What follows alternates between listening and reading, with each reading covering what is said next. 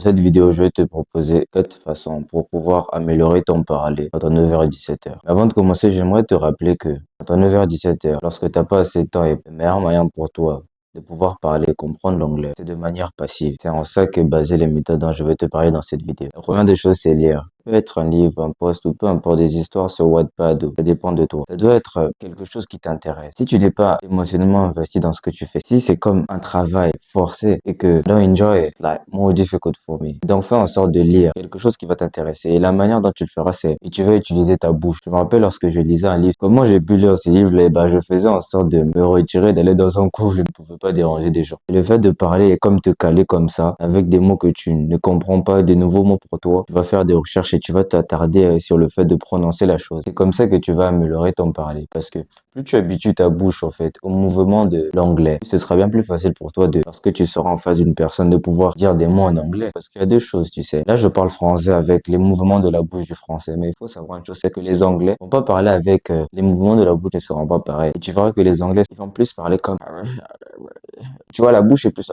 En français, c'est je voudrais. Tu vois ou pas? Et en lisant, non seulement tu auras plus de vocabulaire, mais ton parler, lorsque tu ouvriras la bouche, eh ben, ce sera bien plus facile pour toi, au fait, de pouvoir dire ces choses-là. Parce qu'au préalable, tu avais non seulement habitué ta bouche, mais tu sais déjà la signification des mots que tu vas employer. La deuxième des choses, c'est suivre du contenu en anglais. Tu me diras, ouais, je sais. Mais la manière dont tu vas le suivre pour améliorer ton parler, il faut pas que ça soit assimilé à du travail. Et je t'ai parlé de méthodes passives, c'est en incorporant l'anglais, en faisant les choses que tu as l'habitude de faire et des choses que tu aimes.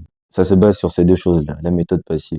Les programmes que tu vas regarder, c'est les programmes dont tu as l'habitude de regarder. Tu as pour habitude de regarder une série ou tu avais un film que tu avais déjà regardé au préalable. Tu connais le contexte et la situation. Ce sera bien plus facile pour toi. Tu vois, t'es en train de te relaxer en soi. Et donc, c'est juste là, en fait, tu regardes. Mais tu vas pas juste regarder en enregistrant les choses comme ça. Ah, non, c'est drôle. Tu vas en fait faire attention à comment les gens vont dire les choses en anglais. Ça peut être un film, ça peut être une série, ça peut être une émission que tu as pour habitude de regarder. Mais parce que tu sais comment l'émission se passe, tu sais dans quel contexte tu es. Et tu verras que en te concentrant sur comment les gens prononcent les choses et que tu mettes pause et que tu puisses répéter, au fait, ces mêmes choses-là. Ton parler va s'améliorer de manière naturelle, au fait. Tu ne sentiras pas, au fait, que ce sera comme un travail. Parce que là, en fait, tu es juste en train de te relaxer, que tu mets pause comme ça, t'as écouté un mot, peu importe.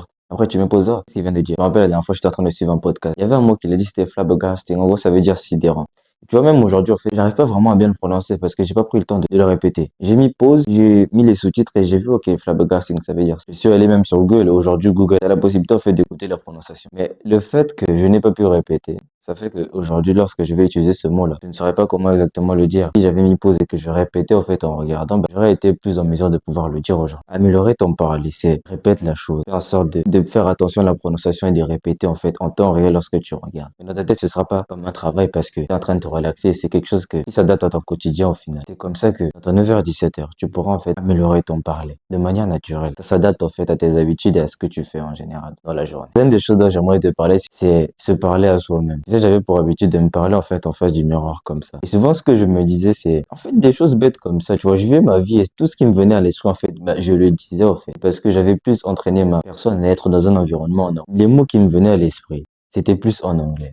Et tu verras que plus tu t'exposeras à l'anglais, plus ton environnement va changer en anglais. Tu vas plus suivre du contenu en anglais. Tu vas plus, en fait, commencer à faire des recherches et à apprendre de nouvelles choses en anglais. Dans ton cerveau, tu auras des pensées en anglais. Parce que tu t'exposes à l'anglais, parce que ton environnement est en anglais, tout ça. Tu vois, en fait, lorsque tu suis un truc en français, il y a quelqu'un qui va dire un mot, tu vois, une sorte de trend, etc., que tu pourras même voir sur TikTok. Quelque chose qui va te faire rire. Tu vois, ça va rester dans ta tête parce que tu as rigolé, parce que cette chose-là t'a un peu énervé, etc. Peu importe. Que ça t'a comme trigger emotionally. Tu verras que ça va rester dans ta tête et que si tu fais attention à la prononciation et que tu as peut-être répété cette chose-là en regardant ce contenu-là, tu vas vivre ta vie, etc. comme ça. C'est des mots qui vont revenir comme ça. Tu verras que tu vas répéter ça. Parce que tu as écouté cette chanson-là à répétition. Tu seras là comme ça en train de faire à manger, cuisiner ou peu importe ce que tu fais dans la journée. Bah, tu seras plus en mesure de répéter en fait cette chanson-là que tu as encore et encore écoutée. Je te garantis que si cette chanson-là, c'était en français, en anglais, en espagnol, peu importe, tu vas penser à cette chanson-là en anglais, en espagnol ou en français. Ça dépend en fait de combien en fait tu t'exposes à l'anglais, encore une fois, comme je t'ai dit. Mais si tu veux améliorer ton parler, ce qui est le sujet de cette vidéo, c'est faire en sorte de, ok, t'exposer à l'anglais. Lorsque tu t'exposes à l'anglais, fais attention à comment on prononce les choses et sois en mesure de les répéter. Et tu verras que l'avantage en fait de t'exposer en fait à l'anglais et d'incorporer ça en fait dans tes habitudes, non seulement ça ne sera pas comme du travail parce que tu es fatigué, tu vas être dans ton 9h 17h, mais autre chose c'est que ce sera bien plus facile pour toi en fait de penser en fait ces choses-là en fait reviendront en fait dans ton esprit en anglais. Et si tu peux les penser fort comme ça en les disant, tu vas améliorer ton parler. et ta compréhension en anglais. Par la même occasion, tu verras qu'entre cette personne-là qui ira au centre, qui prendra des cours en ligne, etc. Et toi, en fait, dans ton 9h-17h, t'as pas assez de temps. Et encore pour tout ça et toutes les méthodes là-dedans, je suis en train de te parler. Bah, tu reprendras bien plus que cette personne-là qui ira au centre. La dernière chose, c'est ajouter en fait l'anglais à la routine. Et moi, j'avais pour habitude de prier en anglais chaque matin. Et je me rappelle au début, c'était difficile pour moi. Au début, tu vois, tu réfléchis en fait, qu'est-ce que je vais dire à Dieu, etc. Et ça fait en sorte que au début, tu vas chercher les mots. Et moi, à ce moment-là, j'arrivais en retard tout le temps à mes cours d'anglais le matin parce que avant de sortir, bah, je faisais ma prière. Et le fait que j'ai pu changer en fait la langue du français à l'anglais, ça faisait que les premiers jours, j'étais tout le temps en retard. Mais au fur et à mesure que j'ai pu pratiquer, faire en sorte de trouver les bons mots, réfléchir, etc., et bah, ça a fait en sorte que jusqu'à aujourd'hui, en fait, c'est même plus difficile pour moi de prier en français qu'en anglais. J'ai développé en fait une habitude de pouvoir prier en anglais. Et ça a été ma routine. Et jusqu'à aujourd'hui, je l'ai gardé. À tel point que prier en français, c'est un peu difficile. Je veux comme encore réfléchir. Et c'est la beauté dans tout ça. Si tu as un podcast que tu écoutes, si c'est une prière que tu peux faire aussi, ou une prière que tu écoutes sur YouTube, en sorte de la suivre en anglais. Et parce que tu prends en fait le temps de changer en fait tout ton environnement et d'ajouter l'anglais de plus en plus à tes routines, tu verras que ces choses-là que tu feras en anglais, ce sera bien plus difficile pour toi de les faire en français. Et parce que tu t'exposes à l'anglais, parce que l'anglais fait partie de ta routine, etc. C'est bien plus facile pour toi avec le temps. Oui, ça va prendre du temps. Au début, ce sera pas évident, mais ça va prendre du temps et ce sera bien plus facile pour toi, comme moi avec la prière. Et l'habitude, au fait, que tu pourras avoir, c'est une habitude, au fait, qui va te pousser à parler. Peu importe que ce soit de parler à toi-même, de faire une prière ou peu importe quoi. Fais en sorte que lorsque tu vas faire cette chose-là, que ce soit en anglais, parce que le but, c'est quoi? De totalement exposer et immerger ta personne dans l'anglais, de telle sorte que tu puisses parler, entendre et regarder l'anglais.